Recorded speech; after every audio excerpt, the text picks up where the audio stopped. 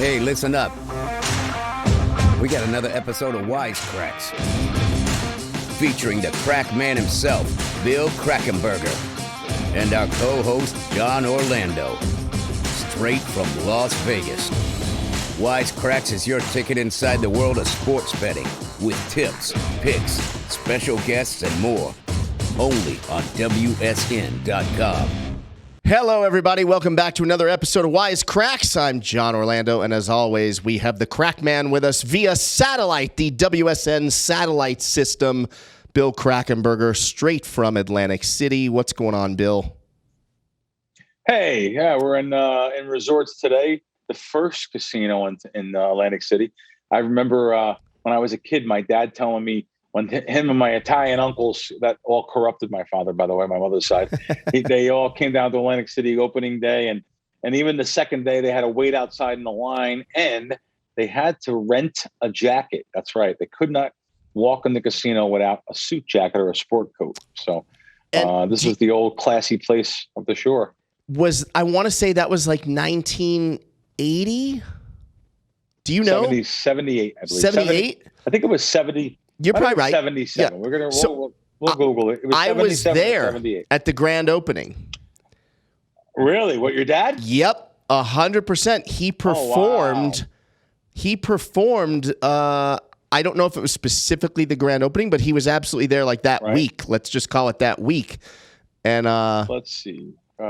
He put his hands. Atlantic City Open. He did his hands on. I see all the downstairs. There's all different performers that have concrete impressions of their hands. So your dad is one of them? Yes, and then he also did something like a time capsule or something. I'm not quite sure how that works. Like they put some, I guess maybe one of his tuxes or something in it or something, and they open it up. Oh, wow. I don't know when, but I remember him telling me. I was really little, and I remember him saying, yeah, Jono, and they did a time capsule. I'll be dead when they open this, but you'll be an old man. Like, I remember him telling me that. Wow. And I remember, I only remember because I remember immediately crying because my dad told me he was going to die. You're going to die. And I was only like 8 years old. So I was like, he wrecked my whole world. Like, we went from this was cool, daddy's handprints were in the thing, to daddy's gonna die, and I was just like bawling. Yeah, I remember. It was so May 26th, May 26th, 1978 is when this place opened. Wow, that was the first day of legal gambling right before that summer, and it was absolutely crazy here. I remember my dad telling me. Correct me if I'm wrong. If I feel like Merv Griffin owned the hotel at that time, Merv was at the Griffin opening. Did own it, but I'll just tell you now. You could do some Google searching now. It's come out over the last 40 some years that maybe the mob had something to do with this. Even though Brendan Byrne, the governor, was out there in the ballpark saying, keep your hands out of Atlantic City. We don't want you here. They were already here. They were involved in everything from the construction. You couldn't get concrete poured in Atlantic City without going through the mob guys. So it was all BS, of course, political BS as usual. And now it's come out that actually maybe Meyer Lansky had his hand in resorts first opening. So I find that kind of interesting. I'll have to tell you a story. It's too bad. We're going to have to, you know what? We need to do at some point, maybe a pay-per-view version of this show that's really expensive to get all of our other stories that we can't tell. Cause I have a story for you about that. About the mob and resorts that there's no chance I could tell on this microphone. Wow. But I'll tell you. So you know what I mean. Yeah. Let me tell you a story. Something that just happened here. Okay. Welcome to 2021 in Atlantic City in resorts. I was walking down to here's my coffee still. I went down to go get a nice coffee downstairs. Yep. And before we go on air, and the Dunkin' Donuts line was so big, I said, all right, I'm going to go to the cage. I had some chips to cash. So I went to the cage first. On the way to going to cash my chips at the cage, I seen a guy, like a 35-year-old guy. He had a kung fu wrestling grip on a 70-year-old man's neck on the ground. Like, I don't know if he was robbing him, mugging him. I didn't know what they were doing, grappling. It was like a fight in the middle of the casino. As I'm walking, but no one's seen it because it just happened in front of me. So what do I do? Instead of being like most people today that just don't want to get involved in anything, I immediately go over to the guy and say, what are you doing? Yo, what's going on here, you know? And the 35-year-old guy looked up at me like a tough guy, but he didn't do anything because I was prepared for him too. Not that I'm a tough guy, but I was going to defend myself. I'm defending a 70-year-old man. And he just immediately turned around and walked towards the front. Now I take the guy and I set him down, and I'm looking for security, and I grab a slot attendant. She grabs a 4'10" female security guy. I'm not joking. Yeah. She's a 4'10" female. And just, not against him, just saying what it is. And she comes over and I said, Miss, can you get your supervisors over here? This man was just attacked. She goes, where is he attacked? By who? I said, Miss, you have to get somebody else. Get someone else. I want you to get someone on the phone. Get your supervisor over here. I want to explain what happened and see what's going on here, to try to help this man and catch the guy that just grabbed him by the neck. Right, because there's 9,000 cameras. He's easy to catch at this point he's still. on cameras right in the middle of the casino floor. So she wants to tell me, oh, well, I got a call. So she finally calls someone. Here comes over, I'm not joking, another gentleman, nice guy. I guess he was a nice guy. He wasn't nice to me.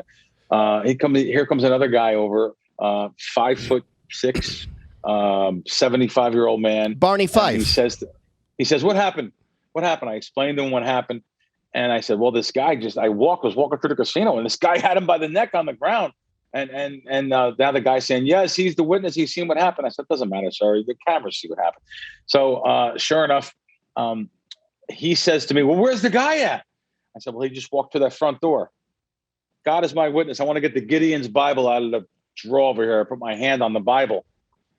The guy says, there's nothing we could do. All right, he left. Nothing we could do. So wow. I got very, very upset. Yeah. I probably got too mad. It's that New Yorker coming at me. I said, what the F did you just say? I cursed at him. Yeah. So what the F did you just say? He said, hey, you can't curse at me. That's your boss. Now he's trying to 86. He thinks he's going to 86 you. Bill Krackomberger became the bad guy. I'm not joking. Up until right now, as we speak up here in the room, I'm the bad guy. This guy this guy gets the shift manager to come over, a female. I'm explaining to her. I said, ma'am, I told her everything that happened. I said, I did curse because your guy threw his hand in the air and said, the guy, yeah, he left. There's nothing we could do. Nothing we could do. You have cameras here. Look at the camera, find the guy, arrest him, throw him out, make sure he doesn't do this again to somebody old. Right. Now for all I know, it's two homeless guys, including the 70-year-old guy, whatever. I don't know, but you can't have people grappling on your casino floor in front of people and tell me, nothing we can do. It doesn't make the guests feel good and safe, right? Let's make crime illegal again. Yeah. What happened here? I just don't. So this literally, till right now, they really didn't do anything that I seen, and they got mad at me. They got mad at me because I cursed. And usually I'm not a curse. I don't curse on the show, John. Right. I'm an old school guy. I don't curse in front of females, kids, ladies, older people. I just don't. So it's just amazing that, honestly, in the end, it reminds me of the Bronx Tale. Yeah. Nobody cares. At least at resorts, they don't. Wow. That's pretty crazy, man. There you have it. That is crazy. I feel like Vegas is pretty good about that. I'll tell you what. I'll at the next door at Hard Rock or over at Borgata, Oceans, they're not taking that. No way. These casino guys, these security forces are going in. I mean, I don't know, man. They got some antiques in there working that want nothing to do with doing that. I mean, they should pay some people, pay some young guys, some big guys over here to protect the place. Restore don't tell order. Me that we don't care. Yeah. And just, all right, well, nothing we can do. And now you got shift managers and stuff that say, all right, well, we'll see what happens. I'll take care of it. And as I walked to cash my chips, as I went back towards the room, I actually got yelled at again by the guy. He goes, get out of here. Come on. That's right. Yep. That's right. So anyway, now will you call like your host and tell him no, you won't? I'm a troublemaker. I'm a troublemaker doing that. It just, like we were taught as kids, just mind your own business. I can't do that. When a senior citizen's being assaulted, I can't do that. And I won't do it. I'll do the same thing again. They could throw me out. I love it. I like this version of Crack. I like fired up Crack. I'm no tough guy. I got palm olive hands.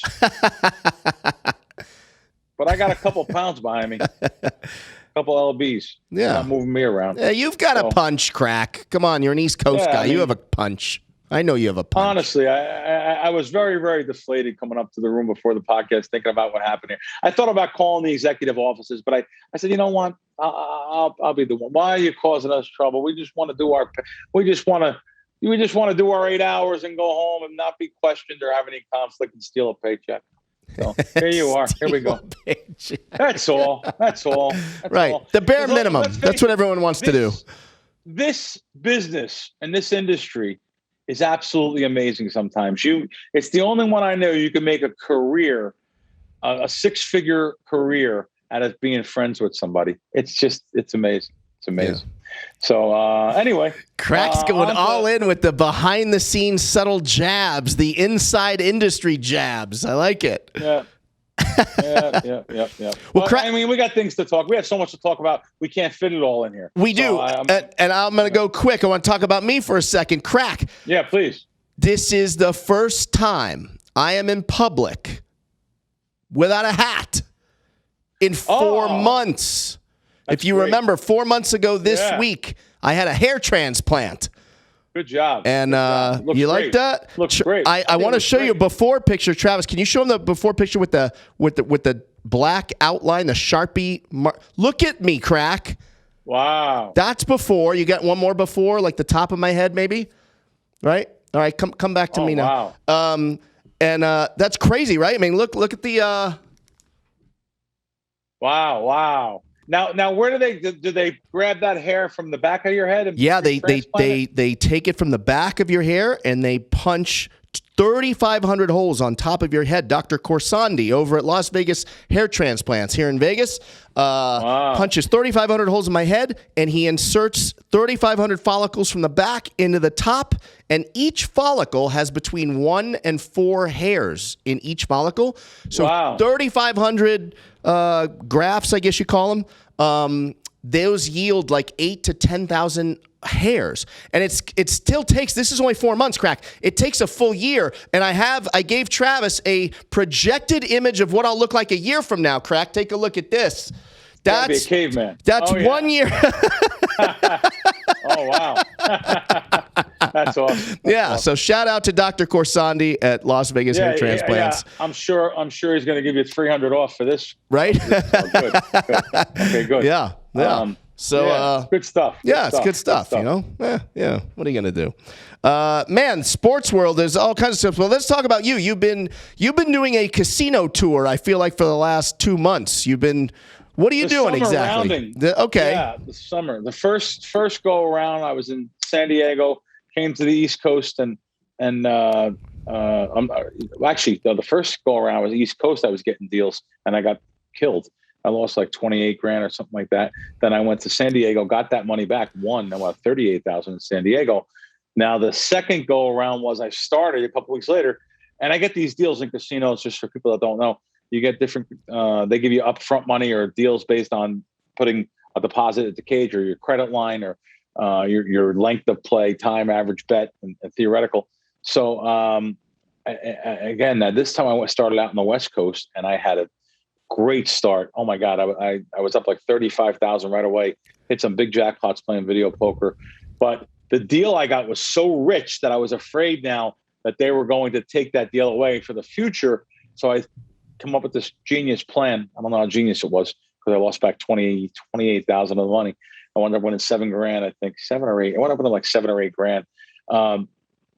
I said, I have to give them a giant play here now because I can't just take the money and run it, or I can't just I agreed to put through so much money through the machine.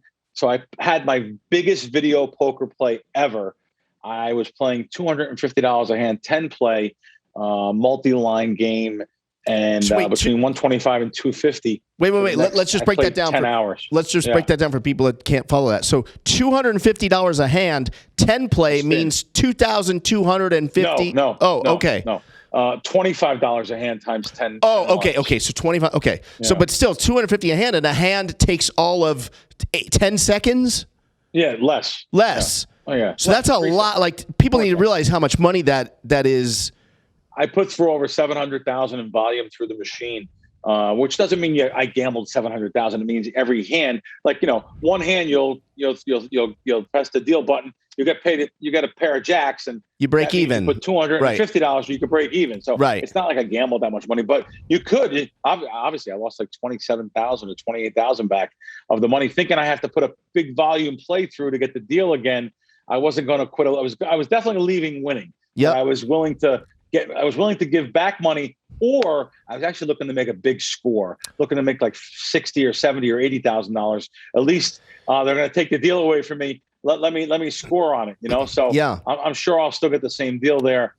Gave back some money there. Wind up winning though. Then I flew into Boston, Encore Boston, lost a couple grand there. Got a good deal though. Flew into Foxwoods. I lost 5 figures there. I probably lost, I don't know, between both properties, I think I lost 13 grand. So then I was down like 5 grand coming into Atlantic City. Foxwoods has beat me out of like 30,000 now on 2 trips. I got to get them. Which is a really rich deal too. I got a good deal there. Shopping dollars, free slot play. And that's a great deal. It's just, they beat me. Yeah. That you bring up really great points because you're very calculated, obviously, when you're sports betting, right? And you're very disciplined, and you always talk about bankroll management. But even how you manage the comps is very important, right? Because it's like you just said, it's almost worth even, hopefully, of course you want to win, right? But it's almost worth, okay, if I lose 15 or 20 grand back over the course of a year or 2 years or whatever, how long you're going there getting the comps, it actually still is in your favor to do that. Right? Am I correct? Well, not really the comps. I want to get more than comps. I want to get the deal to cash come deals, the cash incentive, and the comps can be converted into money also. So somewhat you are exactly right. You're drawing parallels to the reasons why, if not the actual reason. So so I want to give him, but I wanted to give him some big play to make it look good and get the same deals going back in. So went to the East Coast and lost, but I'm up about 15,000 here in Atlantic City. So overall for everything, I'm up about 5 grand for the 10 days I've been away. So I'm pretty happy so far. Wow. We got one more deal to go, and then that'll finish that. And then I'm probably going to Saratoga for a couple of days, Saratoga Springs, and then I'm horse races. Back. Yeah, just I like to do Saratoga if it's not too crazy up there. I'm hearing it's really crazy up there, so I've never. And then been. I'll head back to California, and hopefully in about 2 weeks you and I go to Del Mar. Yes. Okay. I like that. 2-3 weeks. I like that. Cool. I saw in the pre-show meeting you. I came on a little late, but you guys were talking about Spanish 21. Oh, I put a tweet up, a really good tweet about Spanish 21, and some of the sharper guys actually came into the tweet and said it's a very good game in Atlantic City. So I went and I knew it was a good game play. I Googled the game and strategy, and there's a very sharp guy, Michael Shackelford. He's a just really, really sharp analytical guy. He runs the site wizardofodds.com. I've never met him. There's a free plug for him. I follow him. He doesn't follow me back, but I follow him on Twitter. He's a very sharp guy. He has some of the greatest charts on every single game. And the Spanish 21 in Atlantic City, one of my guys that follow me and the Michael Shackelford page said his point with basic strategy is 0.4%. So less than half of 1% against you. Which is a really good game if you're getting a deal or getting some cash back incentives, comps. It's a good game. So there's some different strategy though. You're always hitting 12 and 13 no matter what. I was just going to ask you. I don't know the difference between Spanish 21 and regular. They take the tens out of the deck. So there's jacks, queens, and kings. There's just no tens. Okay. So they're taking out on an 8-deck game. They're taking out 32 tens, which leads to the strategy of always hitting 12 and 13. There's even some strategy where you'll surrender a lot more often. If you can double down and you'll surrender on the double down if you don't get a good hand, a 20, 21 bet. In this game, you always get paid. As soon as you get 21, you get paid. Even if you have a blackjack and a dealer has a blackjack, you get paid. As soon as you get 21, you get paid. There's different variations of you'll even get paid for 4 or 5, 6 card 21s or whatever it may be. You get paid. So There's some the tens missing out of the deck makes a big difference in strategy.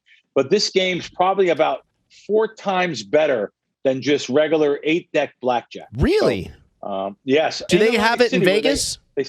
They do, but you have to get the game where they stay on soft 17 now. Okay. So the game here, they stay on soft 17. It's a good game. Atlantic City has it mostly every casino, and it's a fun game too. It's enjoyable. You get some bonuses and stuff. So, and does it have prop bets too associated with it? There are, and you shouldn't bet them. Michael Shackelford never play the props. 14 to 18% against you on the prop sides and the prop bets. So, yeah. So like regular blackjack, when you can play pair the square, you frown on that. That I love. It's my favorite bet. Yes. my favorite bet. Yep. That's, suited pair, 25-1 in a double deck game. 25-1 suited pair. Yeah. No good. No good. All right. Wow, that's interesting. I want to seek out Spanish 21 now. Yeah, it's fun. Yeah. And so you doing all this travel, is this something you do every year, or is this the first time you're doing these? No, I do it every summer. Okay. Yeah, I've done it every summer when sports is off. I shouldn't say sports is off, when sports is not, cross sports aren't happening. There's not basketball and football together. There's not baseball, basketball, and football together. I'm still betting some baseball, betting some Olympics and stuff. But yeah, I like especially back East Coast. I'm from the area here. My parents were this area reminds me of my parents. We used to always come to Atlantic City together. It's a shame though what they've done in Atlantic City.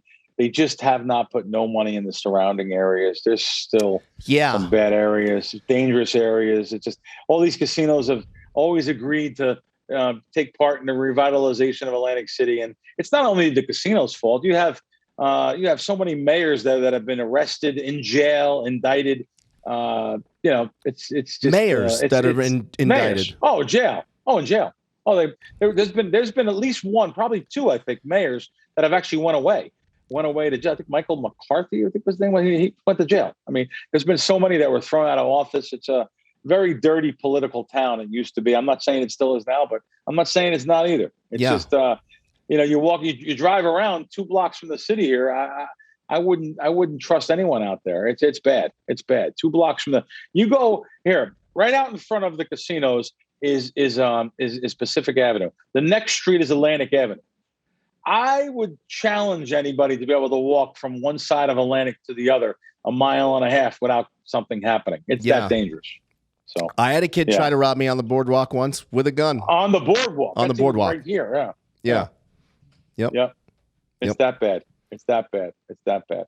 I also wanted to give a shout out. Someone said something to me on Twitter yesterday and said, "You do all this travel. God, your wife must be a saint." She is a saint. She really is. It's great to have a wife that goes along with the program. It really is. Kelly and I have known each other from 36 years, since we were in 10th grade. So, wow. And by the way, we've actually been very poor together. We've had one car and hustling, working together and both working jobs between her and I think we worked 4 jobs at one time. So, we've been through thick and thin together she's great. And she's coming in this weekend and she's flying in. Oh, that's great. I'm flying her and the dog in. We're going to have some good time over here. And then she's going to stay for like 4 nights. And then she's going to fly to Myrtle Beach to her parents and hang out with them and her sister and nieces and stuff. So it should be a fun time. So yeah, having a wife or a girlfriend or a better half here, it's vital to success. And not only in sports betting, what I do, but just in life in general. So agreed. We'll have our ups and downs like everyone else, but just to have a wife that trusts you and have the freedom.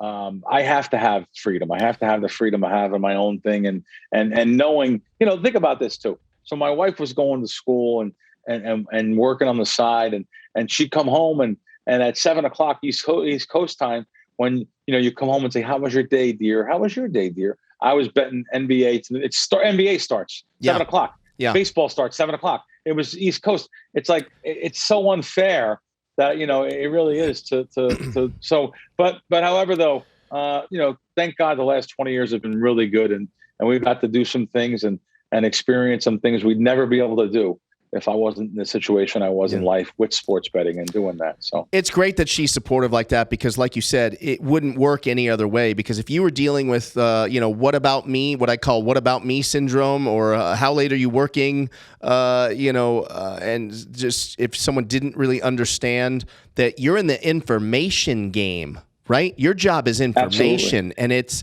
that's coming in 24/7.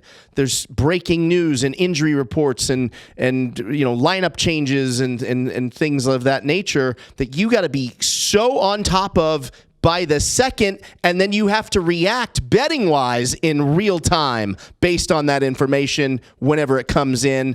And if someone doesn't understand that, you'd be in for a miserable life. I mean, a miserable life. That's all I could say. So it's funny. I'm probably going to embarrass her here a little bit. So I overheard her talking. Just to tell you what I was looking for a picture. I'm probably not going to be able to find it by the time we're doing this here. But so I overheard her on the phone talking to her sister and saying that she's been putting away out of in the money $100 out of her money every week she wanted a Louis Vuitton bag. So she wanted a Louis Vuitton bag, and she's never had one. So she's putting $100 a week away out of her money that she gets, that she gets every month. And I overheard her. And I said, I don't mean to be nosy. What did you just say? You're putting $100 a week away. I said, Kel, how much is the bag? She goes, no, why? What the? I said, Kel, how much is the bag? She said, $3,600. I said, Kel, I mean, how much do you have on the side for the bag? She goes, $1,000. I said, okay, here's what I'm going to do. Tomorrow you're going to get the bag, and I'm going to give you the $2,600 for the bag. Like I'm betting 10,000 on games, and she's trying to save $2,000 for a bet. She's such a sweetheart. That's sweet. She's such a good person. And she it's her first Louis Vuitton bag. So she was like, oh, can you take pictures? And it meant so much to her having that bag and getting that bag. I just thought I almost was like, wow, she's still that same person that we grew up. Let's just face it. We grew up maybe middle class, poor, middle class. And she still saves and cuts coupons and does things that I just think are so cool. And it just keeps us humble. And I just was so happy to get her the bag. She was all proud of herself with the Louis Vuitton bag, her first bag ever. Meanwhile, these girls have 10 bags and stuff. That's not us. But anyway, that's awesome. Enough that's awesome. Talk. Yeah. You want to talk college football?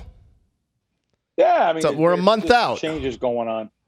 Yeah, there's some changes going on that we all don't like. Well, the old school guys don't like it. I guess it's just, they're monetizing college football for these people and their likeness and the players and now they're changed. Now the teams are going in other divisions, and they're kind of making super divisions now. It's almost like the NFL. They want to go to a playoff format with wild card games, and it's just you don't like different. It's just I don't like it. I don't like kids that are going to be paid now, and you don't know what the when they're incentivizing them and stuff, you just don't know what's going to be happening, and I don't like it. I don't wait, like it. I mean, what do you mean by that? You mean like you think it opens up opportunities for shady play? Nah, probably not. Probably not that. I guess, but anything's willing. Anything can be happen like that, but I don't think that's going to happen. I just don't like paying the college kids. Let them either play a couple of years and get drafted in the NFL or play through their whole 4 years and get to the NFL. And I understand the schools make all the money; they make tons of money. Right. That's why. But I don't know if I like the kids getting paid. I love it. It takes the innocence away from pure fandom and rooting for these guys and stuff. I don't know. Maybe I'm wrong. I could be. I'm a little bit old-fashioned. Oh, that's interesting. Yeah. See, I see it the other way. Like, I love that they're getting paid because I feel like the school's making all the money. These kids should be able to make some money because a lot of them don't even see the pros. So why not be able to change your life a little bit? Those aren't going to be the ones that they're that Nike and all these companies, Under Armour, are going to be after. The ones that aren't going to make the pros. They're going to be giving money to the guys that they know are going to be big guys. Good, fair points. Fair points. Yeah. They're not looking to give guys that that are never going to have a chance to make it to the pros any money. They're only looking at the running backs, the quarterbacks. Right. That's a good point, Crack. I do like, though, as someone that hates college sports, my biggest gripe with college football is I can't figure out the different conferences, and it's probably easier, but I've just never really put much attention to it because it just seems too overwhelming. And this structure sounds like something I could follow because it's more like the NFL. Yeah, they're going to make some super conferences. Well, they're in the making anyway, so we'll see what happens. Speaking of the NFL, let's go over to we want to get all this stuff in there. Aaron Rodgers. So I almost got sucked in, man. Crack wins almost got sucked in. We came within a hair of getting sucked in. The other day, my buddy, who's very sharp, one of my guys says to me, "Hey, out in Vegas, they have Minnesota to win the division, plus 2.5 to 1, plus 240, plus 225. It's going to be a great deal because Rodgers is now talking about not playing on the team or retiring. It's a real good bet. A lot of the sharp guys I know actually bet it. I would have bet it if I was in Vegas because the line was so good in Vegas. I probably would have bet it myself. But of course, now to win the division, that was a great bet. Now it's not a great bet anymore because now we know Aaron Rodgers came back at the camp yesterday and he's going to play. He would have been fined $50,000 a day if he didn't get back at the camp. Came in yesterday, and of course that throws the end to all those rumors. And now the plus 225s and 250s aren't that good of a bet. That'll be the current odds on Minnesota, as Green Bay will be the odds-on favorite again. So here we have it. Here we go. Wow. And Rodgers is all likely to be the quarterback, I'm sure. And they drafted as a number 1 draft pick last season. They drafted a quarterback, which probably surprised. They probably didn't let Aaron in on it, which they should have. This guy's the heart and soul of your team. Their number 1 draft being a quarterback. So they probably put a little kink in it, and he kind of maybe felt left out. So, but here, he's one of the greatest quarterbacks in football. He's going to play, and it's a good thing we didn't give it out because I would have hated to give something out that wasn't a mathematical edge. Yeah, and then we've got an early season Super Bowl preview with the Cowboys playing the Bucks on September 9th. You like how I framed that out? That's going to be the Super Bowl. You're back. Are you back with the Cowboys again this year? We're talking. We're talking. Okay. I've still got the Raiders over my shoulder. But the Cowboys and we're in talks to see if I'm going to be a fan this year with Dak back. Yeah, I'm looking forward. I'm looking forward to that. I'm looking forward to the first game too. I'm probably going to that Raiders game, the home opener. It's on prime time. I believe it's a Monday night game. I'm probably going to go to that game, and so I'm looking forward to that. Let's look at preseason here, August 5th. Here we go, 2 weeks away. That's crazy that we're in NFL preseason. Now, will you bet? One of the Twitter guys reached out to me and said this preseason they had the wrong lineup at first. They had a ridiculous total on this game at the originating bookmaker. They took it right down. Well, I shouldn't say took it right down. It was up there for like 24 hours. I didn't bet it. I should have bet the under. A lot of these games are.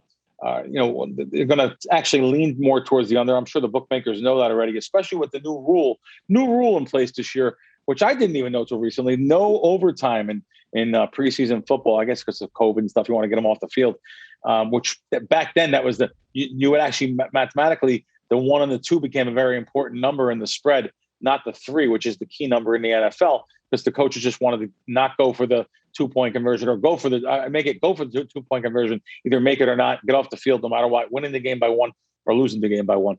So totally different now. There is no overtime, which means it's probably going to lead to some lower scores because teams are, for example, there's 30 seconds left and they're on the 20-yard line. They kick the field goal to go to overtime.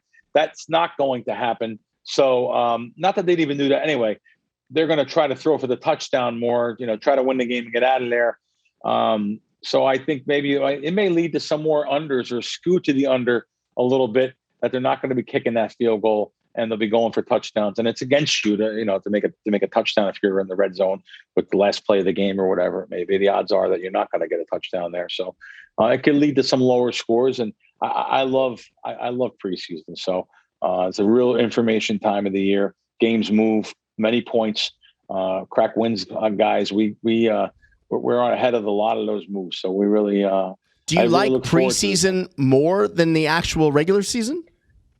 I would say yes, always, but I like the regular season now that I'm really deep into props and deep into totals and stuff, and so I kind of like the regular season better because it's more drawn out, 20 some weeks of the year rather than just a short four games weekends in preseason. But I like them both. I look forward to it. I look forward to get back into the game with some really good stuff. Not that we don't have good stuff now. I mean, we're betting Olympic Olympic basketball. I think we started out 3-1, started out smoking, got another play today. Baseball's been good. We had a great last week was really good. So, having a good season too. We're winning for the season. That's all that counts. Yeah, well, while you bring that up, we should tell everybody that if they'd like to be having a winning season, they should download the Crack Wins app. It's on Apple. It's on Google Play. You can go to crackwins.com, and you can get all of Bill's wisdom every single day, right? I mean, there's picks every day. Every day? Oh yeah. We'll have picks every day. I mean, during the All-Star break in baseball, we didn't, but we'll have picks every day. There's always something to play, and I usually have bets every single day. Sometimes multitudes of bets. So, having like I said, I just said it was a great lead, and I guess Olympics going good so far. We're chugging away betting baseball and looking forward to. I'm telling you, it's going to be a great season. Preseason football starts in 2 weeks. Crackwins.com and the Crack Wins app. Let us do the work for you. That's all I could say. Well, you guys, we work 40, 50, 60 hours a week at our stuff while you're working your job, and you just come home, click on the app or get our notifications turned on and get the winners yourself. Yeah. And some of that homework that you do is on WSN.com, if I'm not mistaken. You're on that. I was all over it today. It's your ritual. It's your morning paper, basically. Right? There's so many articles on the Olympic betting. I mean, God, there's just amazing how they get all their articles and information. WSN.com. Make sure you follow it there. I was just there right before the show. Of course, my favorite part's the bonuses. They have some of the best incentives and bonuses on the market. They've negotiated such great deals with these sports books, DraftKings and the points bets and the William Hills, and there's just so many great deals in different jurisdictions. Just click on them, click on your jurisdiction, post up through WSN.com, go through that link, and you're going to get a better bonus than you can get anywhere else on the internet. That's all I could say. Do you, speaking of the Olympics, do you watch any of the games? Have you been watching late night? It's on here, late night. No, nothing. I try to get into it. I'm all for America too, but I do love the gymnastics part. I remember the girls back in '96. I was rooting for those girls. Kerry Strug made that last great vault, and Mary Lou Retton. Well, that's even before her. Yeah. I had such great patriotism. I still do.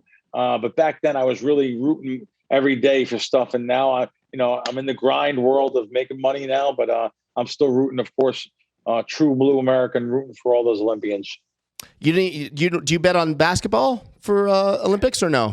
Yeah. So far we're 3-1. Really? 3-1 betting on basketball. And what's up with the USA? They're getting smacked around, right? Well, the first game they lost. I believe now yesterday they were a 40-some point favorite. They won but didn't cover again. I believe that's what happened yesterday. I'm not 100%, but I believe they didn't cover yesterday. I can look real quick. Do you think that's because they just don't try as hard and they take everyone so lightly, kind of thing? Is that what's happening, or is the talent out there really that good in the other countries? I think maybe the talent was a little bit better for them, and they probably overlooked the first game, and now let's see. Yeah, and there are NBA players on representing the other countries too, right? We should probably point that out. Like because you're in the NBA doesn't mean you're playing for the USA. Right. I think I'm wrong. I think the USA won 120 to 66. So maybe they did cover that game. Give it 40. Okay. Yeah, I think they did cover that game. So, but yeah, I don't really bet too many sides. I'll bet some underdogs here and there. It's mostly totals. And but yeah, I listen. I think it's beatable, the NBA totals. I think the women's basketball too. They're beatable. So yeah. You tweeted a video the other day of Tom Brady. I think Travis even has this clip of Tom. Watch this video again. Do you have it? Yeah. This is really insane. Tom Brady. Ready? Got this?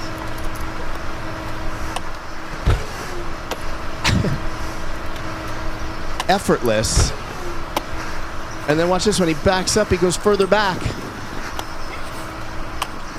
Boom, look at that. And he knocks the machine over. Let's go. You know how hard you got to throw the ball? Tom Brady is how old? Yeah, I got some news for you. Huh. You don't know this yet. I don't even know if this is true. So I sent that text to my buddy Teddy Atlas. Yeah. And all his friends, and all his friends are on the same. We talk about 6 of us on a chat. And one of the producers, I'm not going to say who, but he said that was fake. What? He said that wasn't real. Yeah. One of the producers said, I'm going to read you his words if I can find it here. He said that wasn't real. I was like, what? That was real? Internet trickery? Travis is even shaking his head over here. Trickery? Absolute trickery. I'm a big Brady fan, but the editor who doctored that video is an all-star. It looks as real as it gets. Wow. That wasn't real. If you look, his arm disappears for a second. I think that's where they made the edit. And there is nobody else in the background, nothing moving. Oh my God. Wait, play that again. Can you play it again? Hold on. I got to look at this. Okay. Ready? I'm going to study this. That looks so real. That looks so real.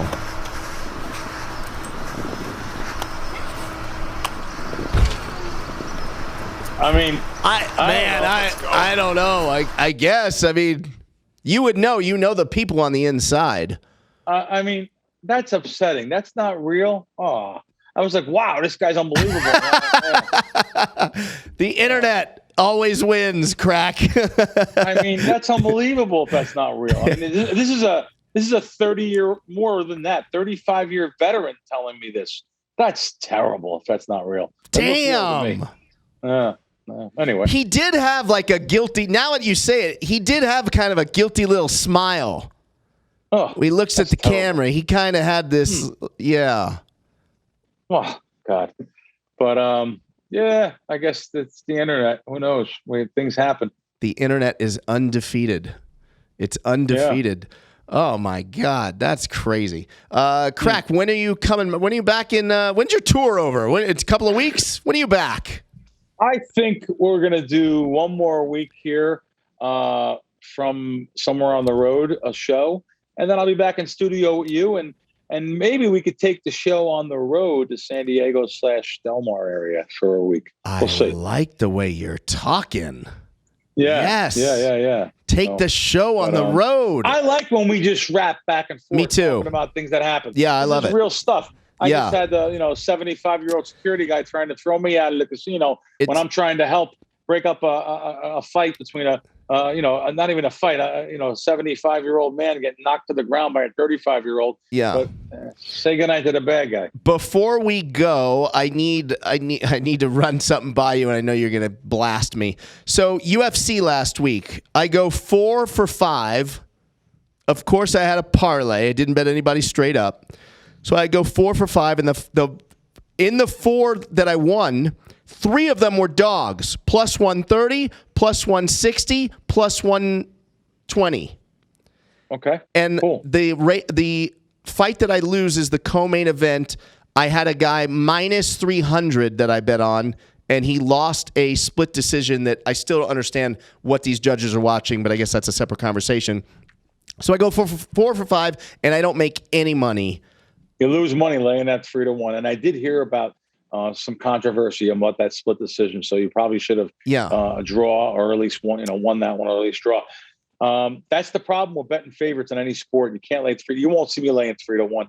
I laid 2-1 on this fight coming up against Pacquiao, and I kind of I'm regretting that a little bit, only because it's dropping more now. But I just don't like to bet on favorites. Errol Spence being so much younger, faster, quicker, I think. But then again, who knows? In boxing, Pacquiao he could be on the juice or something. Who knows? There's so many different things they do without us knowing, and he could be as strong as the other guy. And I was thinking, betting on a minus 300 in a parlay, he's not even adding that much to my win, right? Like that was so stupid. No, it's not adding at all. You shouldn't even. You think you just. I would have made 2,500.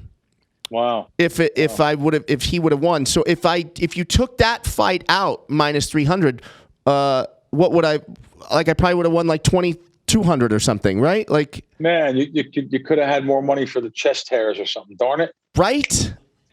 Yeah. So you have to stick with. All right. Well, you'll have to grind it back. Grind it back. You want to do this again next week? I think we should. Absolutely. All right. Great stuff. All right, Crack. All right, guys. As always, Thanks for watching. This was a blast. We'll see you next week.